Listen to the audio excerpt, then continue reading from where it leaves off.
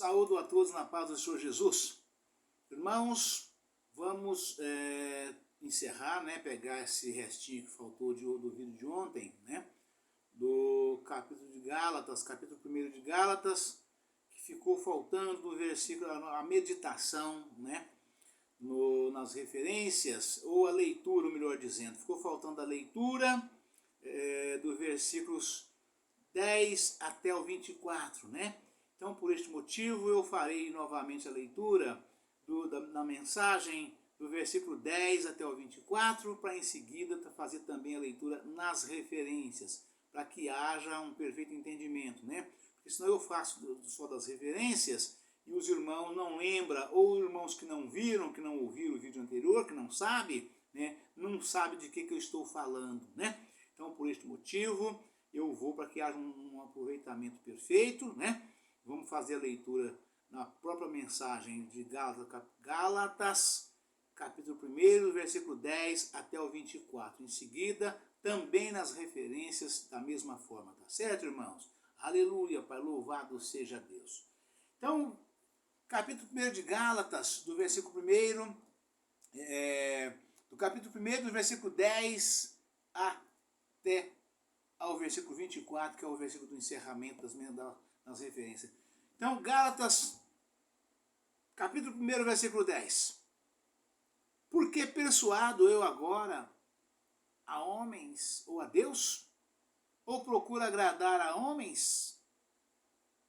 Se tivesse ainda agradando aos homens, não seria servo de Cristo. Mas faço-vos saber, irmãos, que o evangelho que por mim foi anunciado não é segundo os homens.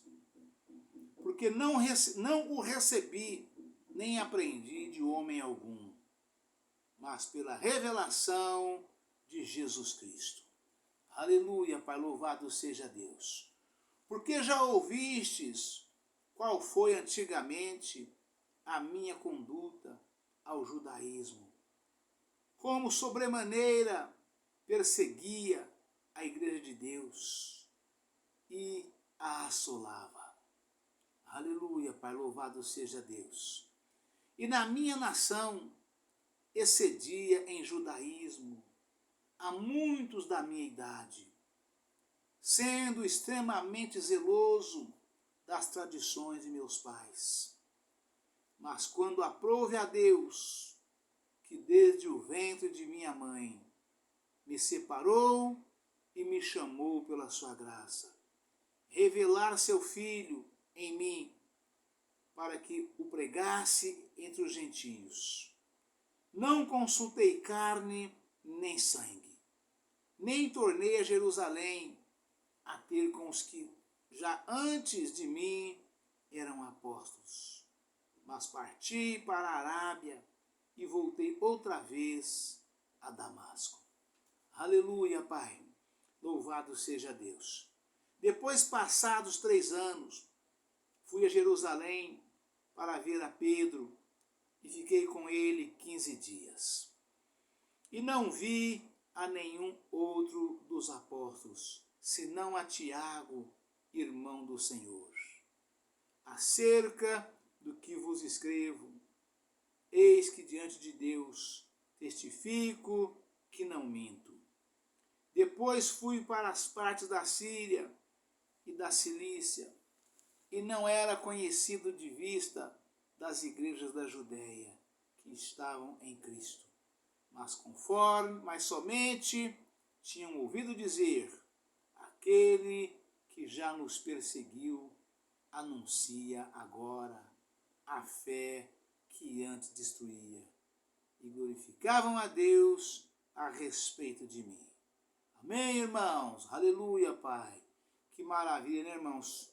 Que coisa mais gloriosa, Paulo converteu e partiu para pregar o evangelho de Cristo aos gentios, E ele não era conhecido de nenhuma das igrejas de Cristo, E aí ele era, pelo contrário, ele era um ferrenho perseguidor dos crentes. Ele invadia as igrejas de crentes com ordem dos sacerdotes de Jerusalém e trazia debaixo de vara para poder castigá-los, né? E muitos até a morte, como aconteceu com Estevão, né? E Jesus jogou do cavalo no chão numa dessas missões que ele estava fazendo para buscar mais crente e trazer debaixo de vara para entregar para ser castigado, né? Ele buscava e trazia em Jerusalém, porque lá que estava, né? Lá que era o verdadeiro Eldorado, né? Buscava e trazia e levava, ele chegava lá e entregava na mão das autoridades para serem castigadas, porque eram contrários às igrejas de crente, né? Que achava que era uma nova seita o evangelho que Cristo tinha implantado na terra. Tanto é que muitas vezes eles falam a seita dos nazarenos, né? Os acusadores de Cristo acusando os apóstolos, né? Aí eles falam a seita dos nazarenos, né? Mas na verdade não é seita alguma. Verdadeiramente é o verdadeiro evangelho que salva, que cura, que batiza, né? Que cura as enfermidades, né? Todo e qualquer tipo de enfermidade, é o evangelho que cura, que sara, né? E que leva para morar no céu, e que dá vida e vida com abundância ainda aqui nesta vida, né? É exatamente o evangelho de Cristo, é o verdadeiro evangelho, né? E Paulo, né, após ter sido convertido, porque Jesus assim o fez com ele, né, ele obedeceu à voz de Cristo e foi pregar o evangelho genuíno, real e verdadeiro aos gentios, porque Jesus disse para Ananias, né, vai à casa de Judas em Damasco, morava em Damasco também, tanto esse Judas como também o profeta, né? Vai à casa dele, lá você vai ter lá um jovem com o nome de Saulo, Paulo chamava Saulo, né? Ora por ele, para que ele possa recuperar a visão, né? E eu lhe mostrarei o quanto há vez de padecer por amor de mim do evangelho, né? Este será para mim um varão muito valoroso para levar o meu evangelho aos gentios, né? Onde lugares, povo bravo, ferrenho, lugar que nunca tinha entrado a palavra de Deus, né? Paulo foi enviado para esse lugar lá, né? Para esses lugares, né? E depois de 3 anos ele voltou a Jerusalém para estar com Pedro, porque Pedro era a coluna da igreja, né? Ele voltou para estar com Pedro, né? Na verdade, os apóstolos são as 12 colunas da igreja, mas Pedro era, né? Foi para ele que Jesus disse, sobre esta pedra, e eu te digo que tu és Pedro, e sobre esta pedra eu fundarei minha igreja. Foi uma conversa com Pedro, tem um entendimento aí bem amplo aí dessa palavra, né? E então, de modo que, tanto é que o Papa, a igreja do Papa lá em Roma, desde o princípio da fundação, né, é chamada de a igreja de São Pedro, né, por causa dessa palavra, né? E daí, após Paulo ter sido convertido, foi pregar aos gentios, depois de 3 anos, já com várias igrejas abertas, voltou a Jerusalém para estar com Pedro, né? E aí ele não era conhecido de nenhuma das igrejas de Cristo ali em Jerusalém. Foi uma dificuldade enorme para que o povo aceitasse ele, porque ele era perseguidor, o povo só via ele olhando dessa forma como perseguidor e não como um santo, né? Como um homem convertido, transformado, regenerado e liberto, né? E irmão em Cristo das igrejas verdadeiramente, né? E aí eles disseram, né, quando viram que verdadeiramente Paulo estava convertido, né, Saulo tinha se convertido e era Paulo, não era mais Saulo, né? Aí Paulo aqui fala, né, ele somente tinha ouvido dizer, ele não era conhecido de nenhuma das igrejas de Jerusalém, ele somente tinha ouvido dizer, aquele que nos perseguiam agora defendem a fé em Cristo. Isso é lindo demais, irmão, isso é maravilhoso. Quando um pecador da magnitude de Paulo se converte a Cristo e torna-se um verdadeiro defensor de Cristo, cumprindo religiosamente, podemos dizer assim, né, o evangelho de Cristo, cumprindo o ide de Jesus, né, que é pregar a santa palavra de Deus, o evangelho genuíno, real e verdadeiro, que é o evangelho que Paulo pregou e que nós pregamos também. Amém, irmãos? Mas vamos dar sequência aqui para nós poder fechar, né?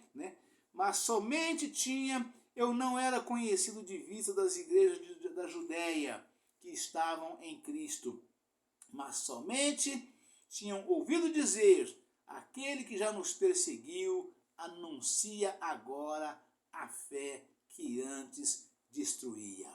E glorificavam a Deus a respeito de mim. Né? E todos nós, homens de Deus, mulher de Deus, quando a gente conhece uma pessoa que vive jogado no mundo, que vive no mundo praticando todo tipo de atrocidades, né? Dessas quais o mundo oferece, né? Quando a gente vê que essa pessoa se converteu, nós sentimos também a mesma alegria e falamos também da mesma forma, né? Que maravilha, né? Como essa pessoa realmente mudou. Eu tenho inclusive um testemunho de um ex-patrão meu, né? Muito querido, família muito rica, de um grupo muito forte aqui na minha cidade. Certo dia nós dois trabalhando junto na fazenda, bem antes de eu me converter, né? E trabalhava comigo na fazenda. Eu administrava um departamento da fazenda, né? Do qual era uma fazenda muito grande, com 2 departamentos, um agrícola e um pecuária, né? Eu administrava o departamento de pecuária, né? E aí, como nós trabalhando junto ali, ele é médico veterinário, e nós juntos ali conversando, e tinha uma família de um senhor que trabalhava comigo na fazenda, que morava comigo nessa seção da qual eu administrava, né? E esse senhor, ele antigamente bebia e bebia muito, era um homem que ficava tonto todo dia porque bebia demais, né? E nós sabemos quão grande é o transtorno, né? Quando um chefe de família bebe para se embebedar diariamente, com frequência, frequentemente, família grande, relativamente numerosa.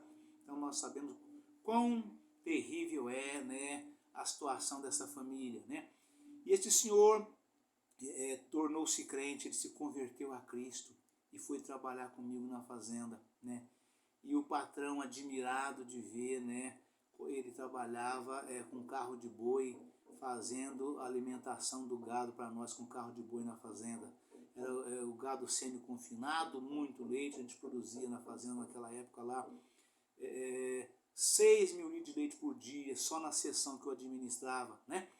E aí este senhor trabalhava com carroção do trato, né? E tornou-se uma pessoa extremamente valorosa, né? Não bebia mais, não fumava, nenhum tipo de vício, tornou-se uma pessoa, um varão valoroso, temente a Deus, honesto, honrado e temente a Deus, admirado por todos que via, e aquele tipo de homem que as pessoas olhavam e diziam: quem diria, hein? Quem te viu, quem te vê, né? Puxa vida. E foi tão importante a conversão deste irmão, desse senhor, que é meu amigo, pessoa, família que eu amo demais, a família inteira, né? Então foi tão valoroso, foi tão grande a conversão dele, foi tão importante, que o meu patrão, que era nosso patrão, admirou de ver como a transformação que ele teve, né? E é isso que Jesus faz em todas as pessoas que aceitam a Cristo, né?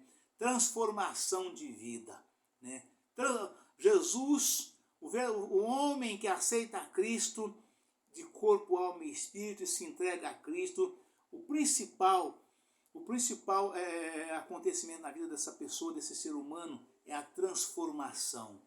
Torna-se um novo homem, né? Uma nova mulher, uma nova criatura, né? Ele deixa o mundo e o pecado e passa a viver em novidade de vida. E isso é motivo de orgulho para todos, né?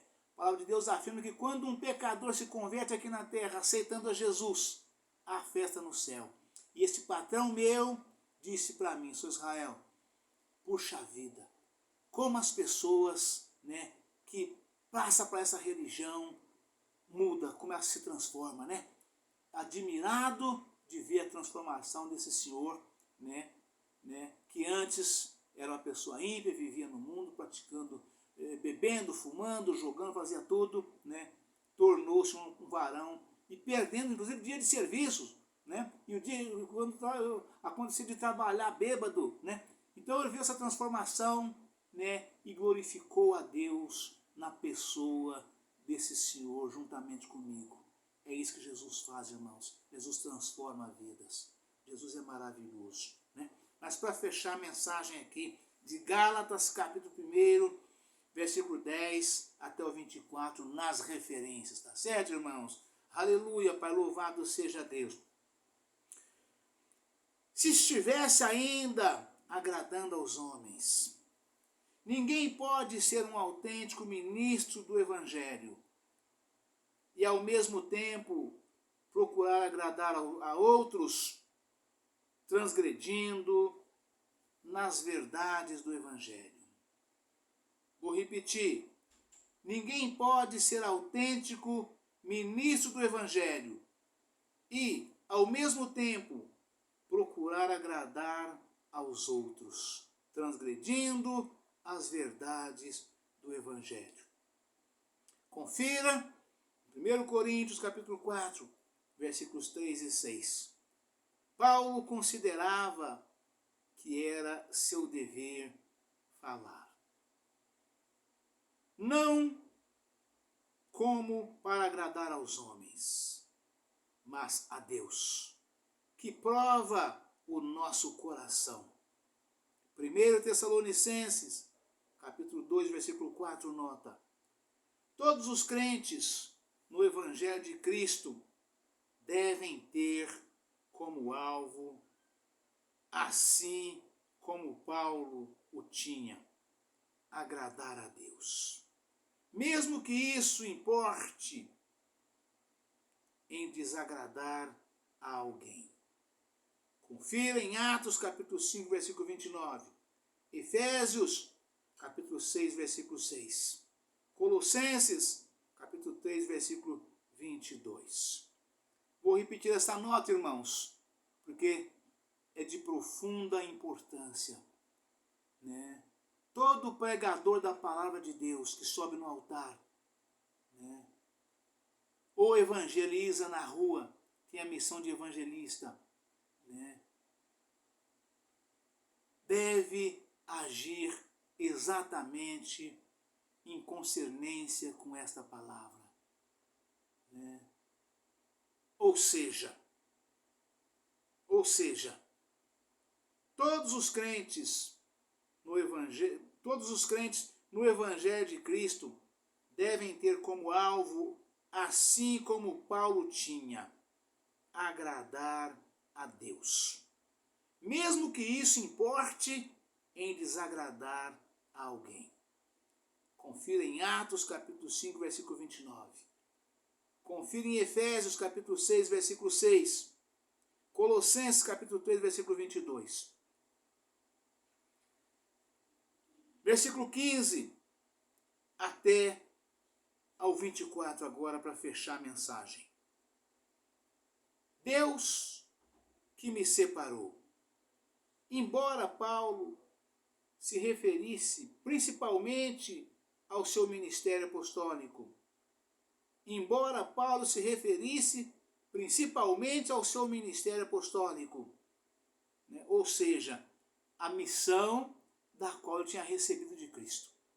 Tornou-se apóstolo levantado por Cristo, né? Chamado por Cristo, consagrado por Cristo e usado por Cristo.